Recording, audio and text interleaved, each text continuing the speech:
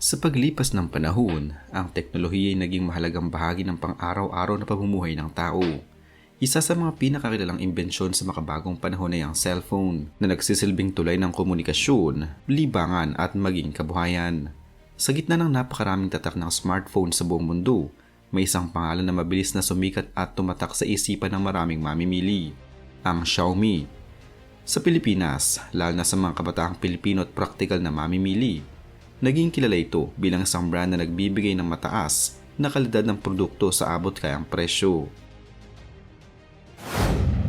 Ngunit sa likod ng tagumpay na ito ay isang kwento ng matalinong estratehiya, inobasyon at matinding kompetisyon. Hindi agad-agad naging popular ang Xiaomi. Dumaan ito sa iba't ibang yugto ng pag-unlad, pagsubok at kontrobersiya bago marating ang kasalukuyang estado nito sa merkado. Ang Xiaomi tinatag noong 6 ng Abril 2010 sa lungsod ng Beijing sa bansang China. Ang pangunahing nagtatag nito ay si Lei Jun, isang kilalang negosyante at dating CEO ng software na Kingsoft. Kasama niya sa pagtatatag ang 7 iba pang co-founders kabilang sina Lin Bin, Zhu Guangping at Liu De. Hindi agad smartphone ang unang produkto ng Xiaomi. Sa halip, nagsimula ito bilang isang software company. Noong Agosto 2010, inilunsad nila ang MIUI, isang customized na operating system na nakabase sa Android. Ang MIUI ay mabilis na nakilala dahil sa malinis nitong interface, regular na updates at user-friendly na disenyo. Sa panahong iyon, maraming gumagamit ng Android ang nahirapan sa hindi maayos na user experience, kaya naging solusyon ng MIUI sa problemang ito. Matapos ang tagumpay ng MIUI, nagpasya ang Xiaomi na pumasok sa hardware market.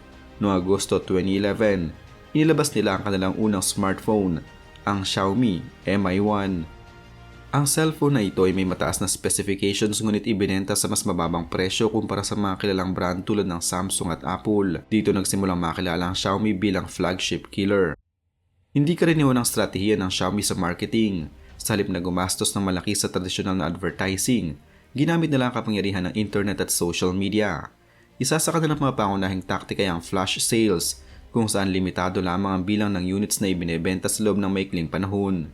Dahil dito, nagkakaroon ng excitement at demand sa bawat release. Malaki rin ang papel ng online community sa kanilang paglago. Aktibo nilang pinakikinggan ang feedback ng mga gumagamit ng MIUI at ginagamit ito upang mas mapabuti ang kanilang mga produkto. Dahil dito, nabuo ang isang loyal na fanbase na tumulong sa pagpapalaganap ng brand. Sa Pilipinas, pumasok ang Xiaomi noong bandang 2014 sa pamamagitan ng online platforms tulad ng Lazada at Shopee. Unti-unti itong naging popular dahil sa murang presyo at mataas na specifications. Sa kalaunan, nagbukas na rin sila ng mga physical stores sa iba't ibang bahagi ng bansa, kabilang ang mga nasa mall sa Maynila at Cebu. Maraming dahilan kung bakit tinangkilik ng mga Pilipino ang Xiaomi. Una, ang presyo nito ay abot kaya kumpara sa ibang brand. Sa isang bansang maraming mamimilang may limitadong budget, mahalaga ang halaga ng bawat piso. Ang Xiaomi nagalok ng mga smartphone na may mataas na RAM, magandang camera at malakas na processor sa presyong kayang abutin ng karaniwang tao. Ikalawa, ang kalidad ng kanilang produkto ay hindi nalalayo sa mas mahal na brand. Halimbawa, ang mga unit nila ay kadalasang may matibay na build, magandang display at maasahang performance para sa gaming at multitasking. Ikatlo, ang MIUI patuloy na ina-update, kaya nararamdaman ng mga gumagamit na hindi agad naluluma ang kanilang device. Bukod dito, naging patok din ang Xiaomi sa mga mahilig sa customization dahil maraming options ang kanilang system. Mayroon ding impluensya ang word of mouth sa mga paaralan, opisina at online forums. Mabilis kumalat ang rekomendasyon ng mga gumagamit. Unti-unting nabuo ang reputasyon ng Xiaomi bilang sulit na brand. Sa likod ng pagiging practical na brand, may ilang kawili-wiling detalye tungkol sa Xiaomi. Ang pangalan nitong Xiaomi ay nangangahulugang millet o maliit na butil sa Chinese na sumisimbolo sa pagsisimula sa maliit bago lumaki. Ayon kay Lei Jun, ang Mi sa kanilang logo ay may dalawang kahulugan, mobile internet at mission impossible na nagpapakita ng kanilang layunin na harapin ang mahihirap na hamon. Noong mga unang taon ng kumpanya, halos wala silang ginagastos sa advertising. Sa halip, nakatuon sila sa pag-develop ng produkto at pakikipag-ugnayan sa kanilang users. Isa rin sa mga hindi pangkaraniwang katangian ng Xiaomi ay ang kanilang business model. Kumikita sila hindi lamang sa hardware kundi pati sa software services at ecosystem products tulad ng smart home devices. Hindi rin limitado ang Xiaomi sa smartphones. Sa paglipas ng panahon, naglabas sila ng iba't ibang produkto tulad ng electric scooters, smart TVs at wearable devices. Dahil dito, naging mas malawak ang kanilang impluwensya sa larangan ng teknolohiya.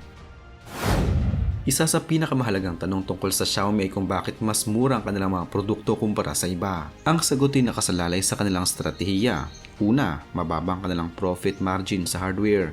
Sa halip na magpatong ng malaking tubo, mas pinipili nilang kumita sa dami ng benta. Ikalawa, online first ang kanilang distribution model noong una, kaya nabawasan ang gastos sa physical stores. Kahit na may mga tindahan na sila ngayon, nananatili pa rin ang kanilang focus sa cost efficiency. Ikatlo, malaki ang kinikita nila sa kanilang ecosystem kabilang ang apps, ads sa MIUI at iba pang serbisyo.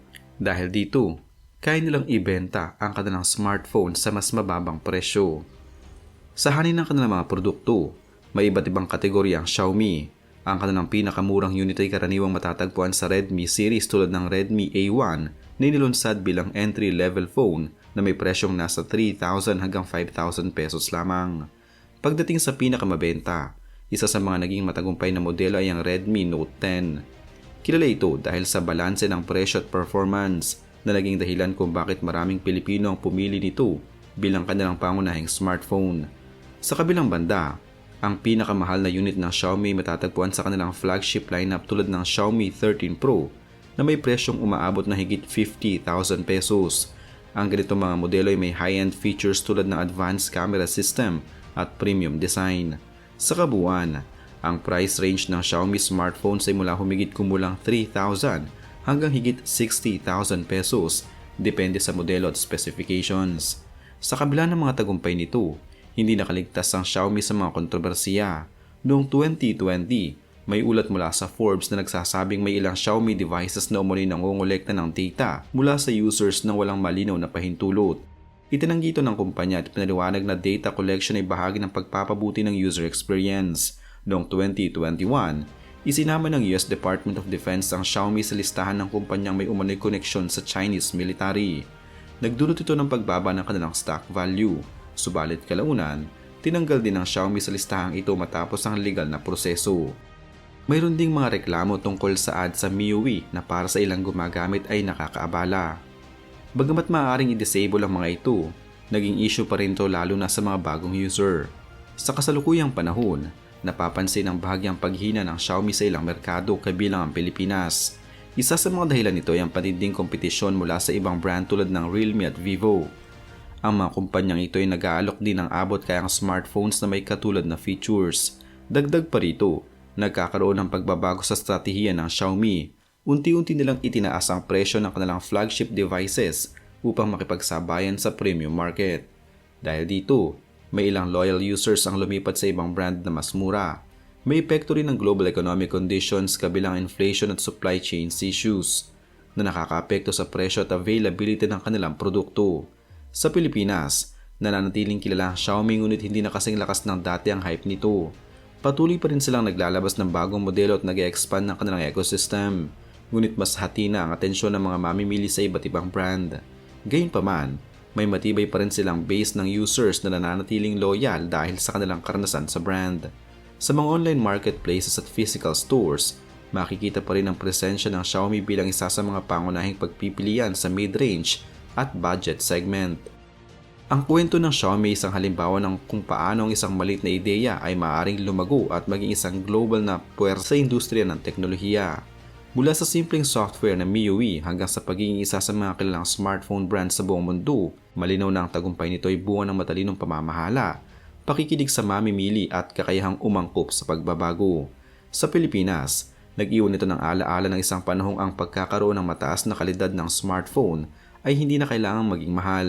Sa paglipas ng panahon, maaaring magbagong posisyon nito sa merkado, ngunit ang impluwensya nito sa paghubog ng pananaw ng mga mamimili tungkol sa halaga at kalidad ay mananatiling bahagi ng kasaysayan ng teknolohiya.